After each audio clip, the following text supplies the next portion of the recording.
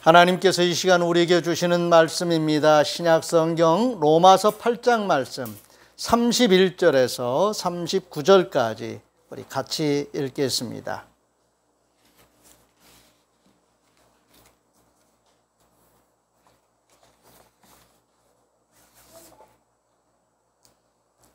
신약성경 250쪽을 참조하시기 바랍니다.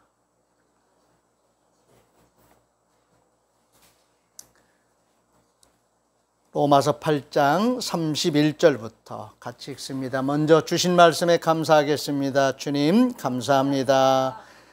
31절입니다. 시작. 그런즉 이 일에 대하여 우리가 무슨 말하리요? 만일 하나님이 우리를 위하시면 누가 우리를 대적하리요? 자기 아들을 아끼지 아니하시고 우리 모든 사람을 위하여 내주시니가 어찌 그 아들과 함께 모든 것을 우리에게 주시지 아니하겠느냐? 누가 능히 하나님께서 택하신 자들을 고발하리요? 의롭다 하시니는 하나님이시니 누가 정죄하리요? 죽으실 뿐 아니라 다시 살아나신 이는 그리스도 예수시니 그는 하나님 우편에 계신 자요 우리를 위하여 간구하시는 자시니라. 누가 우리를 그리스도의 사랑에서 끊으리요? 환난이나 곤고나 박해나 기근이나 적신이나 위험이나 칼이랴. 기록된 바 우리가 종일 주를 위하여 죽임을 당하게 되며 도살당할 양같이 여김을 받았나이다 함과 같으니라. 그러나 이 모든 일에 우리를 사랑하시는 이로 말미암아 우리가 넉넉히 이기느니라. 내가 확신하노니 사망이나 생명이나 천사들이나 권세자들이나 현재일이나 장래일이나 능력이나 높음이나 깊음이나 다른 어떤 피조물이라도 우리를 우리 주 그리스도 예수 안에 있는 하나님의 사랑 안에서 끊을 수 없으리라. 아멘. 아멘. 우리가 누구인지 아는 것은 나는 나야 라고 하는 그런 고독한 고백 속에서 나를 제대로 알 수가 없습니다. 진정으로 나를 알 수 있는 것, 우리를 알 수 있는 것은 우리를 지으신 하나님, 우리를 구원하신 하나님과의 관계가 회복되었을 때, 그리고 그 관계 속에서의 나의 존재와 삶을 우리가 성찰할 수 있을 때 진정한 나를 알 수가 있습니다. 나는 하나님이 지으신 귀한 존재입니다. 하나님이 사랑하셔서 구원하신 귀한 존재입니다. 그러므로 이 땅에 사는 동안 우리에게 어떤 어려움이 닥쳐도 하나님은 우리를 관찰하시고 우리를 구원하신 그 하나님, 우리를 지으신 그 하나님, 온 우주 만물의 창조주이신 우리 하나님이 우리 편에 서셔서 우리와 함께 하신다는 것을 믿으시기를 바랍니다. 우리 주님은 우리에게 진정한 하나님의 사랑을 베풀어 주심으로 하나님의 사랑을 알게 해 주셨습니다. 그리고 그 사랑 안에 익숙하게 하셔서 서로 사랑하며 살아가게 하셨습니다. 주의 사랑을 나누며 베풀 수 있게 하신 것은 하나님과의 관계가 회복된 성도의 복된 삶입니다. 주님의 사랑은 개인적으로도 체험할 수 있지만 서로 사랑하며 나누는 삶의 자리에서 공유함으로써 더 풍성하고 실감나게 체험할 수 있다는 사실을 믿으시기를 바랍니다. 그러므로 성도의 복된 삶은 복음을 전함으로 영혼을 살리며 서로 사랑하며 살 수 있도록 열려 있습니다. 우리는 주님의 사랑을 공유하며 살아가는 사랑의 실천자들이 되어야 하겠습니다. 그리스도 안에 있는 자는 하나님의 사랑 안에 있다는 사실을 믿어야 합니다. 또한 말씀에 순종하며 지키는 자들이 주님을 사랑하는 제자들이라는 점을 또한 잊지 말아야 합니다. 주님의 마음을 가지고 서로 사랑하는 자들은 위기 상황에서도 관계를 잘 유지하며 살리는 일에 집중할 수 있습니다. 할 수 있기 때문에 해야 합니다. 할 수 없는 것을 하라고 하시는 무리한 요구를 하시는 하나님이 아니시라 할 수 있도록 해주시고 하라고 요구하시는 하나님의 말씀의 미션이 저와 여러분에게 있습니다. 그러므로 우리가 살아가는 삶의 이 현장에서 어떠한 위기가 닥친다 할지라도 하나님이 우리를 통해서 이루시고자 하시는 하나님의 뜻은 변함없이 일관성 있게 진행되고 이루어진다는 사실을 믿으시기를 바랍니다. 경제적으로 위기가 찾아올 때도 있고 건강상의 위기나 인간관계 속에서 또는 어떤 사건이나 사고로 위기를 우리가 당하게 될 수 있습니다. 또한 국가적인 차원에서 어떤 위기를 우리가 맞닥뜨리게 될 수도 있겠지요. 또한 기후나 환경 문제로 어려움을 당할 수도 있을 것입니다. 우리는 이럴 때마다 개인적으로나 공동체적으로 지혜와 힘을 모아서 위기를 잘 관리할 수 있어야 하겠습니다. 각각의 어떤 사안에 따라서 상황에 따라서 거기에 걸맞는 대응 자세가 필요합니다. 몸이 아프다면 몸이 아픈 사람으로서의 대응 자세가 필요하겠죠. 어떤 사고와 어떤 다치는 일들이 생겼다면 거기에 따르는 대응 자세가 필요할 것입니다. 경제적인 문제가 위기로 다가왔다면 경제적인 그런 대응 방식으로도 일단 우리가 대응할 수 있는 지혜를 또 힘을 모아야 되겠지요. 그렇지만 우리 성도들은 이러한 모든 대응 방식들에 대해서 다 우리의 지혜와 힘을 모아야 될 뿐만이 아니라 이보다 더 중요하고 우선적으로 우리가 대응해야 될 신앙인으로서의 위기관리 능력을 우리는 발휘할 수 있어야 됩니다. 아멘. 경제적인 문제, 경제적으로 대응하는 것, 몸이 아팠을 때 거기에 따른 대응 방식으로 대응하는 것, 우리 성도들도 똑같이 대응을 해야 됩니다. 그러나 이보다도 더 신앙적으로 우선해야 되고 중요한 대응 방식이 있다면 그 대응을 우리가 소홀히 할 수 없겠지요. 출애굽 당시에 이스라엘 백성들이 애굽에서 자유를 얻어서 막 이제 하나님께서 약속하신 그 가나안 땅으로 향해 나아가는 첫 관문에 홍해라고 하는 큰 장애물이 그들에게 위기로 다가왔습니다. 뿐만이 아니라 변심한 바로가 기마대를 파견해가지고 막 압박해오는 게 이제 눈에 보입니다. 진퇴양난입니다. 분명 위기 상황입니다. 되돌아갈 수도 없고 앞으로 나갈 수도 없는, 그래서 이스라엘 백성들은 그 순간 막 놀라기도 하고요, 분노도 일어나고요, 어떻게 할 수 없는 그런 위기 상황 속에서 울부짖으며 원망이 터져나오기 시작했습니다.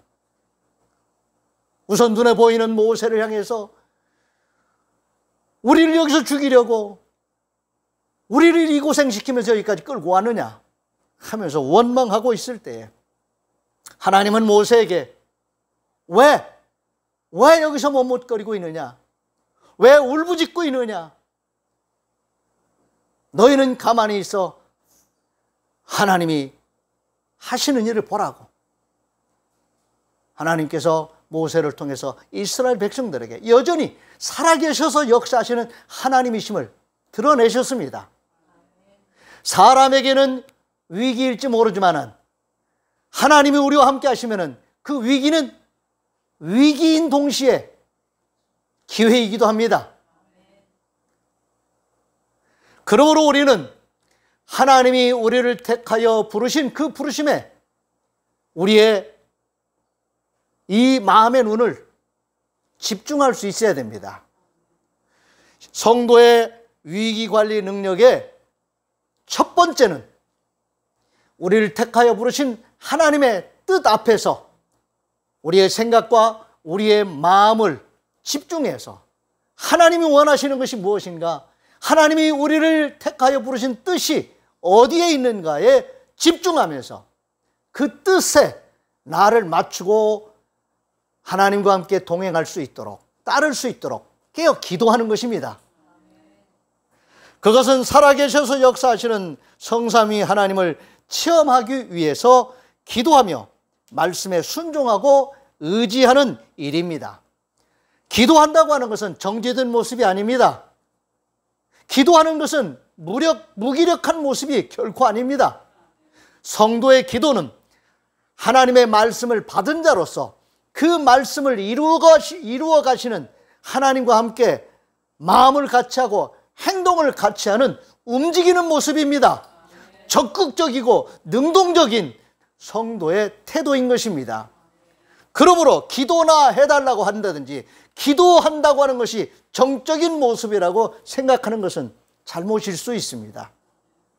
물론 정적인 모습으로도 우리가 기도를 말할 수 있겠지만 다이나믹한 성도의 기도는 결코 정적인 것이 아닙니다.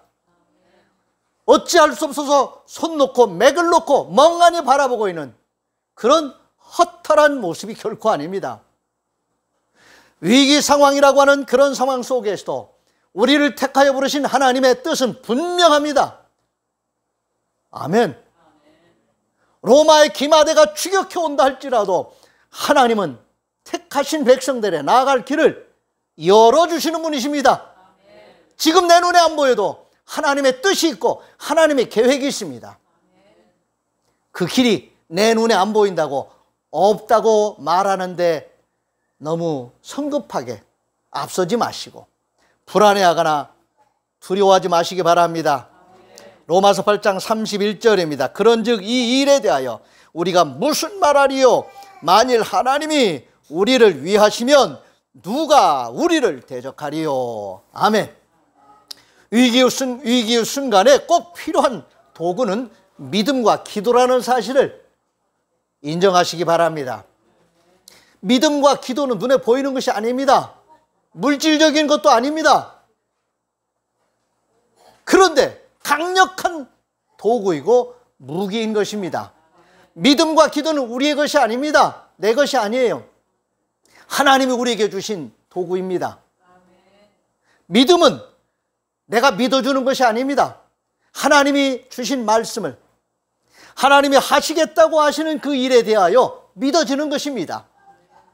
이런 믿어지는 믿음이 나를 감싸야 됩니다.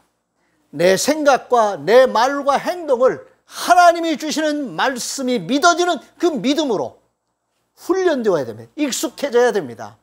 그리고 그 말씀을 받은 자로서 그 말씀이 이루어지기를 또 그 말씀에 순종하기 위해서 기도하면서 움직이는 겁니다. 하나님은 이스라엘 백성들이 홍해 앞에 맞닥뜨려서 두려워 벌벌 떨고 있을 때에 모세를 통해 하시는 말씀, 왜 너희는 여기서 멈춰 서서 정지된 모습으로 울부짖으며 기도만 하고 있느냐? 멈춰서 울부짖는 그 기도가 아니라 내가 너희를 택하여 이끌어갈 그 뜻, 말씀을 향해서 나아갈 방향을 향해서 순종하고 들어가라. 물속으로 들어가라. 물속으로 들어가라고 할 때 누가 아멘하고 들어갈 사람이 어디 있습니까? 믿어줘야 돼요. 알량하게 믿어주는 내 작품이 아니라 하나님의 말씀을 받은 자로서 하나님의 그 계획이 내 마음속에 확 와닿고 믿어짐으로 아멘 하고 그 물속으로 말씀 따라서 들어갈 때 길이 열리잖아요. 내가 하는 일이 아닙니다. 나는 하나님께서 하신 일을 바라보고 가만히 너희는 하나님께서 하시는 일을 바라보라고 말씀하시는 우리의 행위가 아닙니다. 우리는 순종함으로 말씀이 이루어지는 그 자리로 함께 나아가는 겁니다. 위기 상황 속에서 우리에게 필요한 것은 바로 이 믿음과 순종하며 행동하는 기도입니다. 위기 상황 속에서 무엇보다도 가장 먼저 해야 될 이 도구들을 잘 챙기시고 잘 다듬으시기 바랍니다. 기도는 결코 소극적인 행위가 아니며 정지된 모습이 아니라는 것을 항상 유념하시기 바랍니다. 현재적으로 주시는 말씀을 잘 듣고 순종하기 위한 매우 민첩한 행동이 기도라는 것을 여러분 깨달으시기 바랍니다. 순발력 있게 민첩하게 주시는 말씀에 아멘으로 화답하며 하나님과 함께 동행하고 하나님과 함께 동역하는 그런 자세로 하나님과 함께 하나님이 열어주는 길을 나가는 겁니다. 출애굽기 14장 13절에 16절입니다. 모세가 백성에게 이르되 너희는 두려워하지 말고 가만히 서서 여호와께서 오늘 너희를 위하여 행하시는 구원을 보라. 너희가 오늘 본 애굽 사람을 영원히 다시 보지 아니하리라. 여호와께서 너희를 위하여 싸우시리니 너희는 가만히 있을지니라. 여호와께서 모세에게 이르시되 너는 어찌하여 내게 부르짖느냐. 이스라엘 자손에게 명령하여 앞으로 나아가게 하고 지팡이를 들고 손을 바다 위에 내밀어 그것이 갈라지게 하라. 이스라엘 자손이 바다 가운데서 마른 땅으로 행하리라. 아멘. 누가 하시는 일이에요? 하나님이 하시는 일입니다. 하나님이 하시는 일을 믿음으로 받아들이는 자는 기도하면서 순종하게 되고 그 순종함을 통해서 하나님이 하시는 일을 체험한 자로서 간증할 수 있는 자들이 되는 겁니다. 간증은 내 이야기가 아닙니다. 히스토리입니다. 하나님이 하신 일을 체험한 자로서 간접화법으로 하나님이 이렇게 하셨다고 하는 것을 내 입으로 말하는 것입니다. 위기 순간에 성삼위 하나님께서 열어주시는 그 길을 우리는 갈 수 있어야 됩니다. 우리 스스로도 어떤 위기에 대응할 수 있는 그런 능동적인 태도가 필요하지만 더 중요한 것, 더 우선되어야 될 것, 더 근원적인 것은 살아계셔서 역사하시는 하나님께서 우리를 택하시고 우리를 구원하신 하나님께서 우리의 나갈 길을 예비하셨고 그 길을 가게 하신다는 것을 믿으시기를 바랍니다. 우리를 구원하시고 부활의 새 생명을 주셔서 하나님과의 관계를 회복시켜 주신 우리 하나님은 살아계셔서 역사하시는 분입니다. 그러므로 위기의 순간에 길을 열어주시는 성삼위 하나님을 바라보는 눈을 밝게 떠야 합니다. 시편 23편 1절입니다. 여호와는 나의 목자시니 내게 부족함이 없으리로다. 하나님의 은혜를 체험한 사람, 기적 같은 역사를 현장에서 경험한 사람들은 시편 23편의 이 노래가 바로 내 노래라고 즐거워하면서 노래할 수 있는 가사가 될 것입니다. 예수님께서 직접 하신 말씀입니다. 요한복음 14장 6절입니다. 예수께서 이르시되 내가 곧 길이요 진리요 생명이니 나로 말미암지 않고는 아버지께로 올 자가 없다고 말씀하시면서 길을 말씀하십니다. 그 길은 진리입니다. 그 길은 생명입니다. 다시 말씀드리면은 변치 않는 것을 진리라고 하지요. 영원히 변치 않은 하나님의 그 존재와 하나님의 말씀은 진리입니다. 누가 말씀하셨느냐에 따라서 진리이냐 아니냐. 사람이 정직해도요, 사람의 말과 행동은 때로는 상황에 따라서 수정해야 될 때가 있어요. 유명한 과학자들도 자기가 내놓았던 세계적인 그런 이론들을 변화에 따라서 수정해야 될 때가 있어요.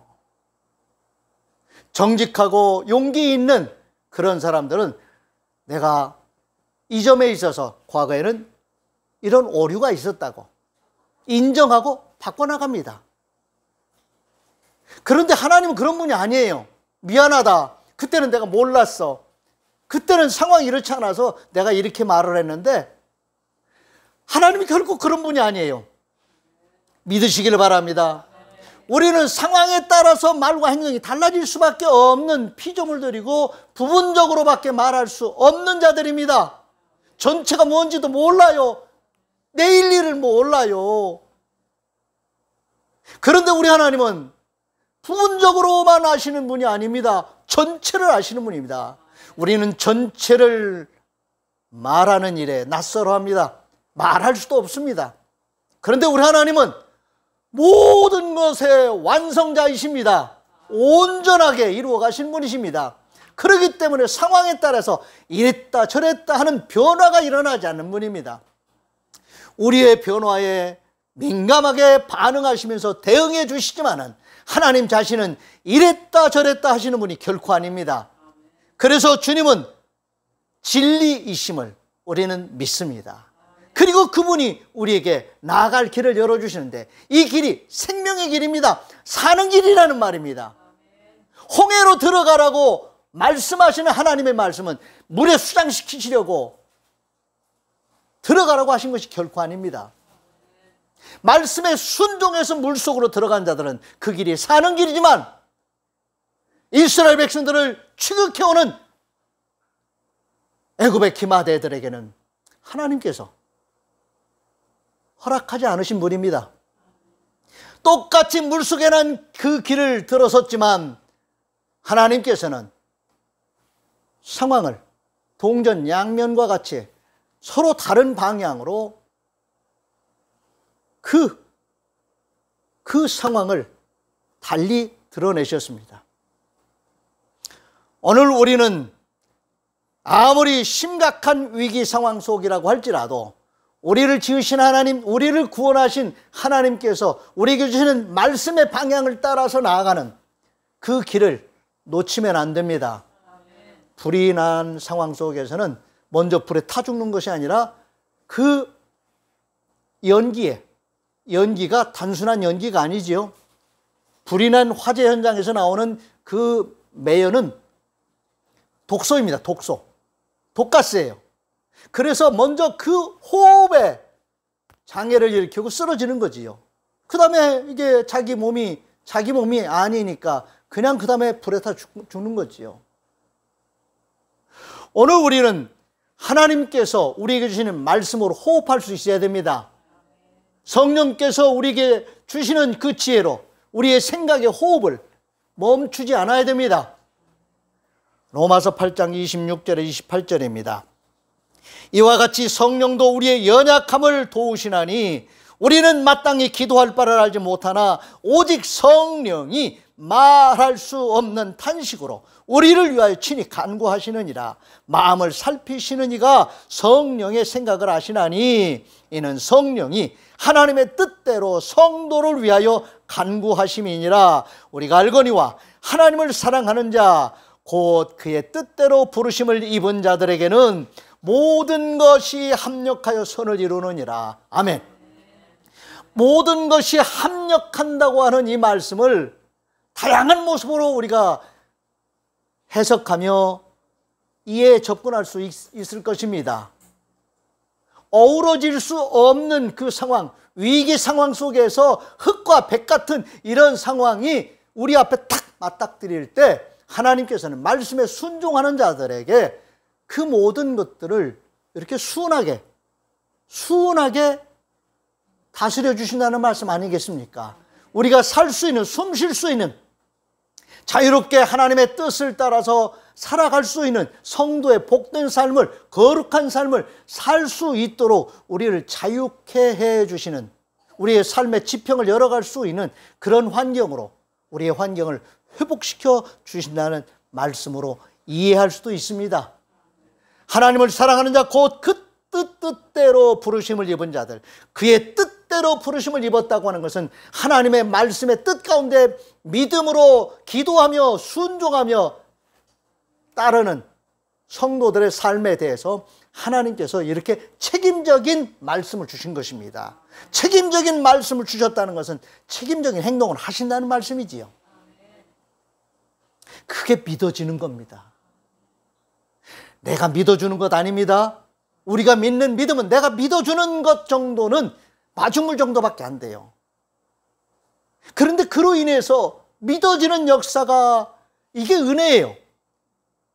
은혜란 내가 어떻게 하는 게 아니에요.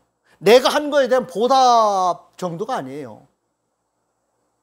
그냥 하나님이 거저주시는 그 믿음의 세계, 은혜의 세계가 내 삶의 지평을 열어주시는 하나님의 은혜임을 믿으시기를 바랍니다.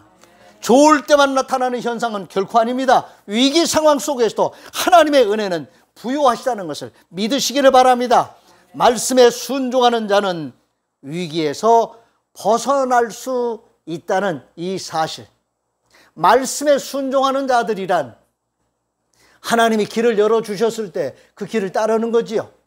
베드로가 감옥에 갇혀 있는데, 제가요, 지금도 이제 남부교도소 새로 지은 건물이지만은,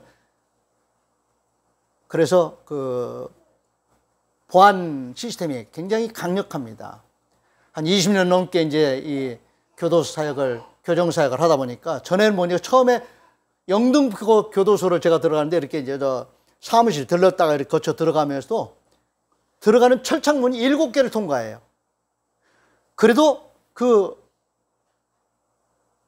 수감자들이 사는 그 간방까지는 못 들어가고 그저 예배당까지 들어가는데 철문 7개를 통과하는데요. 문마다 지금은 보안 시스템들이 되어 있어 조금 이렇게 간소화되어 있고 철저해졌지요. 그런데 그 당시에는 문마다 자물쇠로 풀고 거기에 초병이 있어요. 근무자가 있어요. 그런 시스템을 생각해 보세요. 그런데 감옥에 갇혀있는 베드로에게 빨리 일어나라고 깨워주시고 문을 열어주시고, 이게 사람의 한 일이 아니죠. 그런데 문이 열렸잖아요. 사람이 나왔잖아요. 이걸 과학적으로 합리적으로 설명할 수 있어요? 믿지 않는 사람들은 헛소리라고 그러고요, 무슨 소설 이야기 하느냐고 그럴 거란 말이죠. 근데 하나님이 하신 일이고 그게 사실이에요.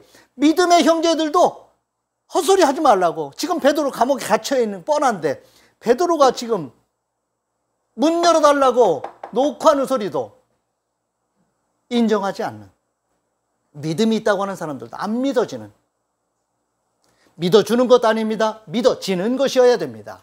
아멘. 말씀에 순종한다고 하는 것은 이 믿음을 갖는 것입니다. 내가 순종하는 것은 하나님이 하시는 일에 대한 전적인 신뢰감, 그리고 그 일에 나도 동참하는 겁니다. 동참한다고 하는 것은 물속에 들어가라 할 때 들어가는 거예요. 아이고 나 못 들어가요. 들어가면 죽는데. 내가 경험한 바로는 물속에 들어가면 죽습니다. 그런데 들어가라고 하니까 들어가는 거예요. 이게 기도고 이것이 말씀에 순종하는 성도의 삶의 태도인 것입니다. 그렇게 살아갈 때 우리는 또한 시편 23편의 기자의 이 찬송, 간증을 우리도 할 수 있을 것입니다. 시편 23편 4절입니다. 내가 사망의 음침한 골짜기로 다닐지라도 해를 두려워하지 않을 것은 주께서 나와 함께 하심이라. 주의 지팡이와 막대기가 나를 안위하시나이다. 아멘. 로마서 8장 32절 34절입니다. 자기 아들을 아끼지 아니하시고 우리 모든 사람을 위하여 내주시니가 어찌 그 아들과 함께 모든 것을 우리에게 주시지 아니하겠느냐. 누가 능히 하나님께서 택하신 자들을 고발하리요. 의롭다 하시니는 하나님이시니 누가 정죄하리요. 죽으실 뿐 아니라 다시 살아나신 이는 그리스도 예수시니 그는 하나님 우편에 계신 자요 우리를 위하여 간구하시는 자시니라. 37절에서 39절입니다. 그러나 이 모든 일에 우리를 사랑하시는 이로 말미암아 우리가 넉넉히 이기느니라. 내가 확신하노니 사망이나 생명이나 천사들이나 권세자들이나 현재일이나 장래일이나 능력이나 높음이나 기쁨이나 다른 어떤 피조물이라도 우리를 우리 주 그리스도 예수 안에 있는 하나님의 사랑에서 끊을 수 없으리라. 믿어져야 됩니다. 믿어져야 돼요. 우리도 죽음을 경험할 수 있습니다. 그러나 죽음 그것이 끝이 아니고요. 여러분, 죽은 자들이 오래전에 죽은 자들이 지금 뼈나 제대로 추릴 수 있을 것 같아요? 아무것도 없어요. 더 오래되면 다 소멸돼 버립니다. 그런 사람이 자기가 자기를 지킬 수 있겠습니까? 나는 나야 그러면서? 누가 하는 일일까요? 하나님이 우리를 다시 회복시키시고 나를 인정해 주시는, 자기 동일성을 하나님만 인정해 주시는 거예요. 아무도 인정할 수가 없어요. 사람은요, 오래 안 보면은 몰라봐요. 그리고 어떤 급격한 변화가 생기면 알아보지 못하는 일이 허다하지요. 그래서 자기가 자기를 증명하는 것도 어려워요. 내가 그 사람이라고 아무리 말해도 자기 동일성을 말하는데 쉽지가 않을 거예요. 그런데 창조주신 우리 하나님이 나를 내가 태어나기 전부터 이 세상에 사는 날 동안 뿐만이 아니라 부활의 새 생명으로 영원히 사는 내 삶을, 나의 존재를 하나님만이 인정해 주신 그 하나님께서 내 존재와 내 삶에 대해서 나갈 길을 열어주시고 위기 가운데서도 흔들리지 않도록 하나님과 함께 동행하는 자로서, 말씀에 순종하는 자로서 삶을 아름답게 멋스럽게 잘 살게 하시려고 우리를 이끌어 주시는 길이 있다는 것을 믿으시길 바랍니다. 그 길은 위기 상황이라고 해서 흐트러지지 않습니다. 아멘. 코로나가 왔다고 해서 번복하시는 하나님이 아니십니다. 경제적인 위기가 왔다고 해서 미안하다, 상황이 이렇게 돼서 어쩔 수 없군 하면서 번복하시는 그런 비진리 하나님이 아니십니다. 아멘. 위기 가운데서도 믿고 의지할 수 있는 분, 그분은 우리를 지으신 분이요 우리를 구원하신 분이십니다. 그러므로 어떤 상황에서 어떤 위기가 닥칠지 모르지만, 그리고 그 위기에 대응하는 그 우리의 지혜와 힘도 발휘해야 되겠지만, 신앙적으로 성도로서 위기에 대응하는 이 기본 자세를 우리는 결코 포기할 수 없지요. 아멘. 가장 우선하고 가장 순발력 있게 대응해야 할 성도의 위기관리 능력, 그것은 믿음을 갖는 일이고 기도하며 순종하는 길입니다. 하나님을 바라보는 그 눈을 놓치면 안 돼요. 예수님 탄생 당시에 동방에서 박사들이 별을 보고 예수님 계신 곳까지 찾아오다가 한순간 실수하지요. 여러분, 그 별은 물리적인 별일 수 있지만 그 별은 하나님의 말씀 아니에요? 하나님의 말씀으로 우리의 나아갈 길을 열어주십니다. 그 별만 바로 바라보고 따르면 하나님이 하신 일에 동행할 수 있지요.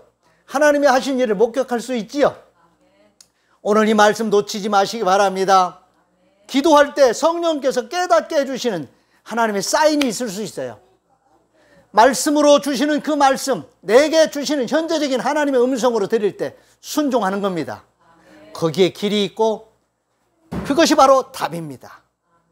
그렇게 사시면서 위기 상황 속에서도 성도로서 정말 멋스럽게 잘 살아가는, 이기는 자로 살아가는 승리자들이 되시기를 주의 이름으로 축원을 드립니다. 기도하겠습니다.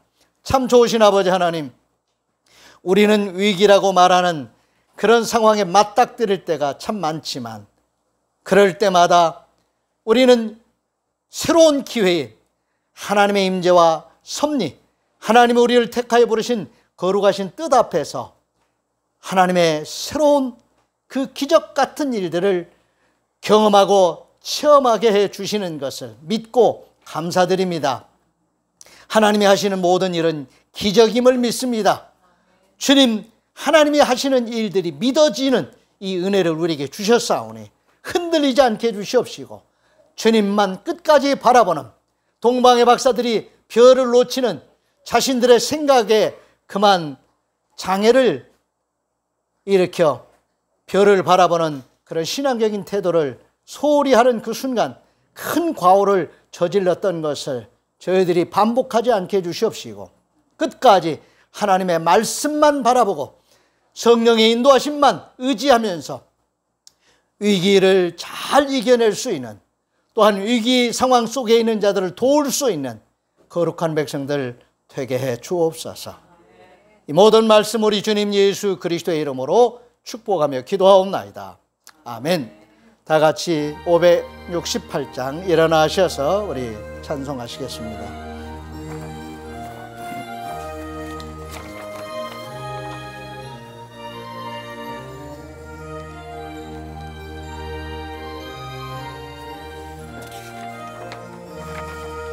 하나님은 나의 목자시 내게 부족함이 없으리로다.